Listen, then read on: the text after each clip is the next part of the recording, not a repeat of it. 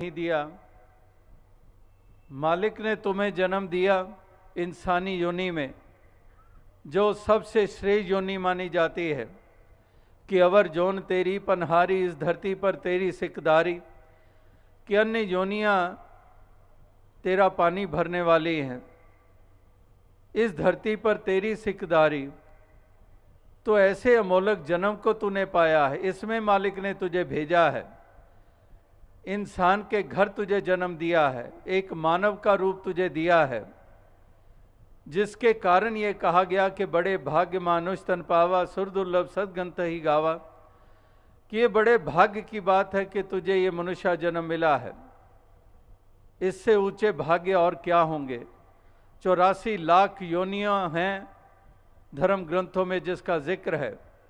अगर 84 लाख योनि कोई नहीं भी माने, अक्सर कह देते हैं, दिमागी खेल खेले जाते हैं, कितने तर्क वितर्क सामने रखे जाते हैं और कह देते हैं कि गिने हैं 84 लाख योनियां जो बयान किए जा रहे हैं।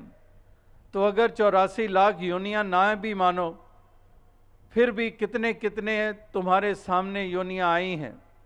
डिस्कवरी चैनल खोलो या कोई और इंफॉर्मेशन का चैनल आप खोलो, उसमें आपको कितने कितने ओशंस में, पानी में, जल में कितने कितने वो रूप मिल जाएंगे, कितने धरती के ऊपर कीड़े मकोड़ों की किस्में मिल जाएंगी, कितनी हवा में उड़ने वाले परिंदों की किस्में मिल जाएंगी, कितने जंगलों में रहने वाले जानवर, कितने ही सांप की जातियां प्रजातियां मिल जाएंगी।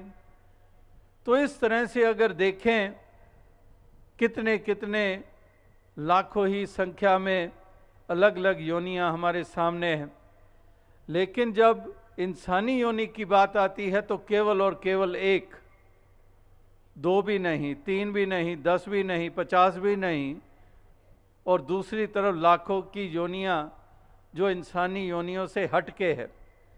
तो अगर यही इंसानी योनि में जन्म मालिक ने दे दिया तो फिर इससे ऊंचे भाग्य और क्या होंगे।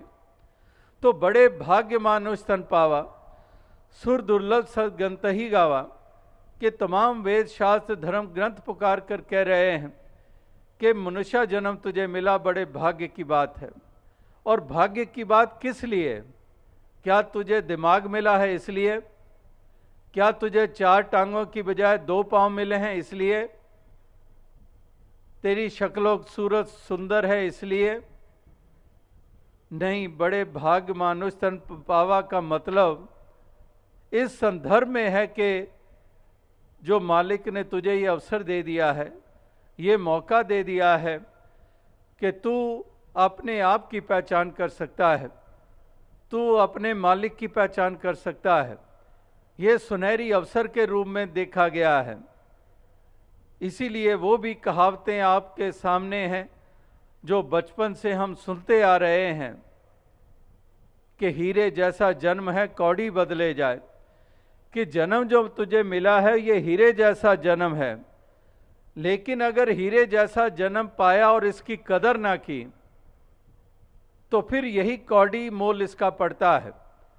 और अक्सर इंसान अपने ही हीरे जैसे अमूल्य जीवन का मोल कौड़ी डालते हैं, क्योंकि वो इस सत्य की तरफ नहीं बढ़ते हैं, क्योंकि वो मानवीय गुणों से युक्त नहीं होते हैं, क्योंकि ह्यूमन वैल्यूज से उनका कोई सरोकार नहीं है, क्योंकि उनके जीवन में प्रेम करुणा का कोई नामो निशान नहीं है, क्योंकि वो अहम अभिमान में जीते हैं, क्योंकि वो संकीर्णताओं में जीते हैं, क्योंकि वो तंग दिलियों में जीते हैं, क्योंकि वो दूसरों को कीड़े मकोड़े समझकर उन पर जुल्म और सितम करते हैं, कुचलते हैं, मसलते हैं। धर्म का नाम लेकर, मज़हब का नाम लेकर, जाति का नाम लेकर, भाषा का नाम लेकर, या थोड़े से सिक्कों के लिए, थोड़ी सी जायदाद के लिए अपने ही भाई की जान लेने पे उतार